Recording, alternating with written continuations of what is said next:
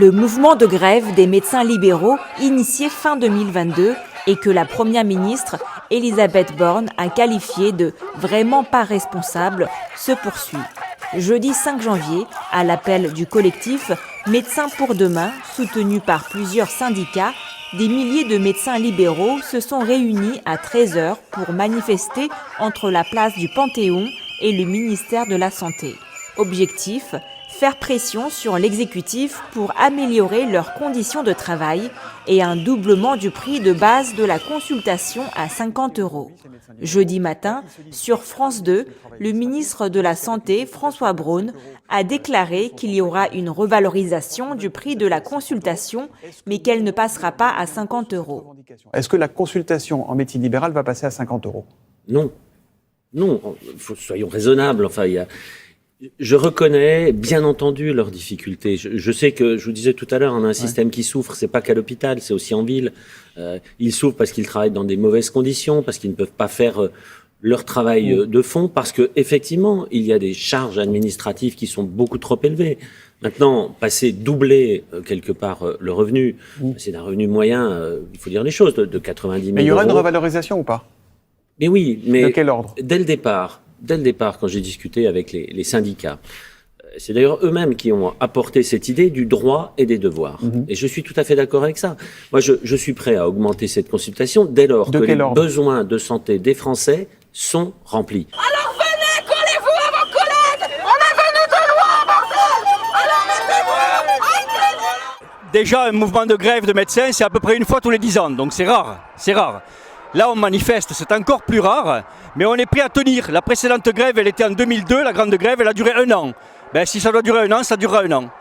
C'est toute la médecine de France qui se lève. La médecine libérale, c'est-à-dire la médecine de ville, va très mal. Ça fait 20 à 30 ans qu'elle a été quasi abandonnée par les politiques. 20 à 30 ans que nous alertons et nous sommes arrivés à un point de rupture. Et parallèlement, l'hôpital français va également très mal et s'effondre, ce qui veut dire que tout le système sanitaire français est malade. Et aujourd'hui, c'est notre rôle que d'alerter les politiques et leur dire « Vous devez investir fortement dans la santé pour que les plus jeunes s'installent, que les plus vieux ne partent pas et qu'on puisse prendre en charge les malades. » On a des consultations qui sont les plus bas tarifs d'Europe.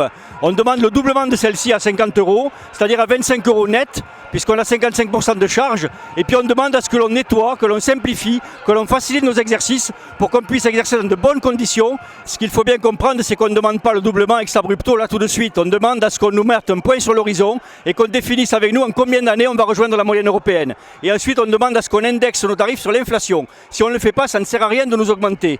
Je rappellerai à Madame Borne que des services anti-hospitaliers actuellement sont fermés parce que les hospitaliers se portent malades. Je lui rappellerai que des centres d'urgence sont fermés. Je lui rappellerai que ça fait 20 ans qu'on alerte et que la responsable, c'est elle. Elle fait partie des politiques. Ils sont responsables de l'état du système sanitaire. Ils n'ont pas su se pencher vers la médecine libérale. Ils l'ont tellement ignoré qu'ils ont fini par l'oublier. Et aujourd'hui, nous sommes au point de rupture. C'est leur responsabilité si les patients ne sont pas vus. Et c'est leur responsabilité aussi si, en période de triple épidémie, ils n'obligent pas le port du masque et ils créent la diffusion des virus. Alors ces 50 € en fait ça nous permet d'embaucher 40 000 personnes dans nos cabinets médicaux alors que ces dernières années on a été obligé de détruire 30 000 emplois parce qu'on n'avait plus les moyens de payer nos secrétariats et nos assistants médicaux. Donc en fait si vous regardez avec l'activité économique que nous recréons et que nous créons dans les territoires, en fait ce surcoût entre guillemets de 50 € est quasiment effacé en 1 an. Je veux bien qu'on essaye de tout nous mettre sur le dos mais on ne peut pas nous mettre sur le dos la destruction massive de l'hôpital qui a été opérée également par les gouvernements successifs. Ils ont mis la ville à l'os, mais ils ont mis l'hôpital à l'os aussi. Nous ne sommes pas responsables du numerus clausus qui nous a réduit le nombre de médecins. Nous ne sommes pas responsables de la manière dont sont faits les recrutements en études de médecine qui sont ces dernières années, enfin depuis la réforme, absolument aberrants. Ce qui fait qu'il y a beaucoup d'étudiants qui vont abandonner avant d'arriver à la fin des études de médecine. Voilà. Nous ne sommes pas responsables de la désertification des territoires français. On nous rend responsables, mais de tout ça, nous ne sommes absolument pas responsables.